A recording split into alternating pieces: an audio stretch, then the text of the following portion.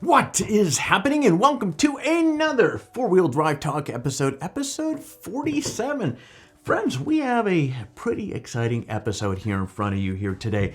Now, the latest rumors about the new International Harvester Scout point to an off-road ready EV that owners can easily customize, which sounds pretty awesome, right?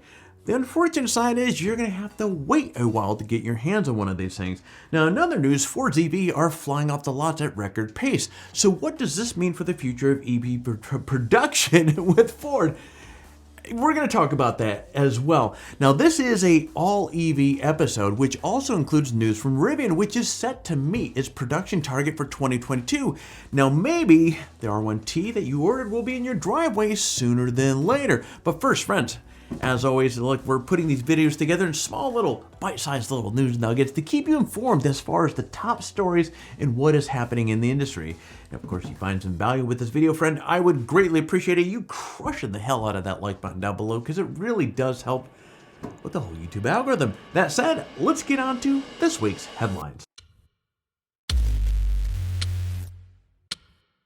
Now, in case you missed our discussion in previous episodes, the classic International Harvester Scout is being revived as an electric vehicle by Volkswagen. Meet the International Scout, Australia's newest, most advanced, go-anywhere four-wheel drive runabout. An exciting new idea in a good-looking, hard-working, all-purpose vehicle.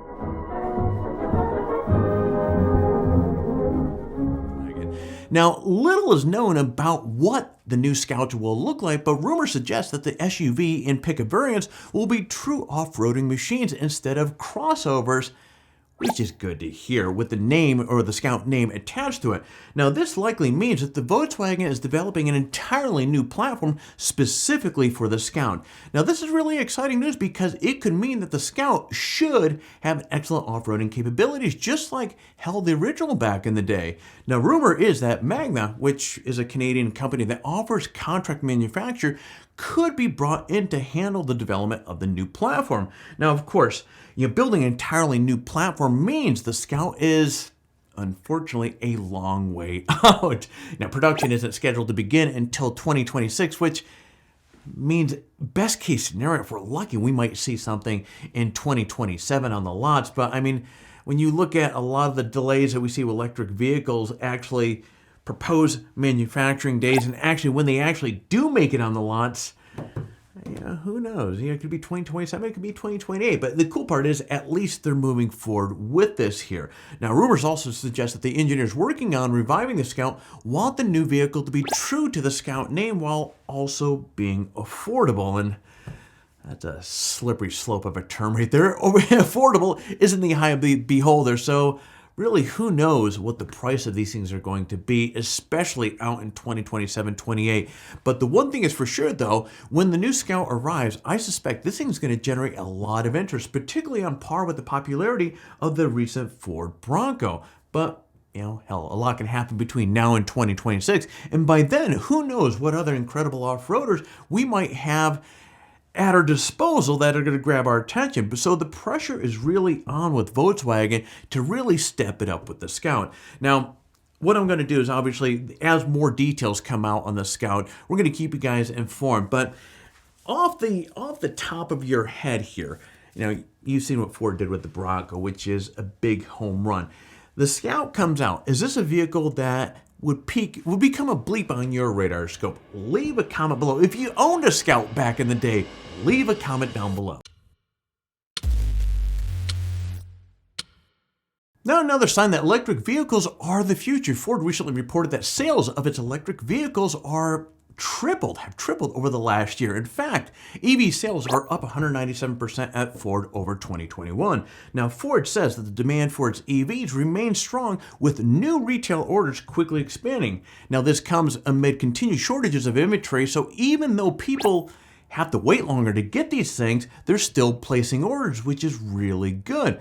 Now, Ford's September sales figures stood at 142,644 vehicles, which is technically actually down 9% from September 2021, but more than half of those retail sales come from orders that have already been placed. But retail orders for 2023 models are up 244% so far. Now, if that continues, Ford is looking to have a great year. However, industry experts still warn that historic high demand for new cars and trucks might finally begin to slow down a little bit, particularly in inflation, or as inflation fears worsen and interest rates continue to rise. Now, the Ford F-150 Lightning is by far one of Ford's most popular vehicles. Most are snatched up off the lot within 8 days, which is blazing fast. Now, those rapid sales might slow, and because the Ford F-150 Lightning just got another price hike, which makes the base model just over $50,000, again, things can get pretty interesting here.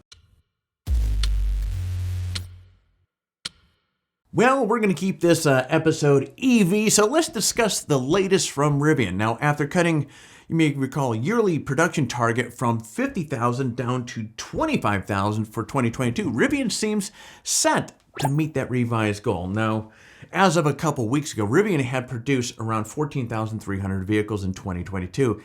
I noticed right around me, there's a lot more, you see a lot more R1Ts and even more and more R1Ss popping up all over the place. But back on this means that the final 3 months of the year are going to be crazy busy to meet that 25,000 threshold. Now, supply chain issues have hampered the production and was primary reason for halving the 2022 production target in the first place. Now, supply chain issues, which really still technically exist, but not on the level that they once did. Now, Rivian is hopeful that the improved access to components is going to allow them to speed up production even more. Now, of course, the recent recall of nearly 13,000 of its vehicles for a steering hazard is going to muck up things and make it even more challenging for them to get that goal. At the same time, let's jump over to Tesla. They struggled with production delays during the third quarter, leading to tanking stock. In fact, was it a couple weeks ago, Tesla shares plunged 8.6% in a single day, which reduced the company's market value by more than $70 billion. Now, I don't think that could have been related to Elon's whole Twitter things, but who knows? Either way, EVs might be the future, but still it's a volatile segment of the market with a long delays for customers. But if Rivian can ramp up the final months of 2022, perhaps those of you that are waiting for your to hit the trails with your R1T or R1S might be able to do so in 2023. But anyways, we'll keep you guys posted as more news develops. But before we go jumping off here, let's talk about our current giveaway. As you know, we have 3 excellent prizes up for the grabs. We have the Forest Tool Company Max Tool Kit, we have a Stanley Adventure Camp Cook Set, and of course, closing things off with the $100 Amazon gift card. Now, entering the giveaway is really simple. Step 1. You gotta like this video, you gotta subscribe to the channel. Step 2, leave a comment below. In fact, the more of our videos that you watch and leave a comment on, the more chances you get to win. So get watching some other videos and leave some comments.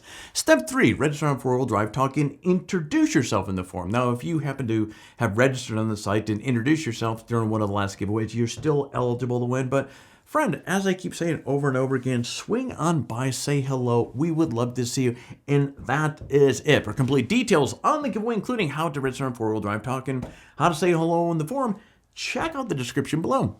Good luck. All right, friends, and that is it for this episode. As always, it is an honor to have you here. We really appreciate you tuning in, supporting the channel, leaving comments, and just being part of the community. But before we go turning off the cameras, buddy, I'm going to ask you to do all that YouTube stuff. So if you haven't already, please consider hitting that like button, hitting that subscribe button, so therefore you don't miss a single video that we come out with. Hit that bell, so therefore YouTube does its whole reaching out to you thing when we come out with a new video. But friends, I'm going to see you next time. So, hey, you get out there, stay healthy, and find your adventure.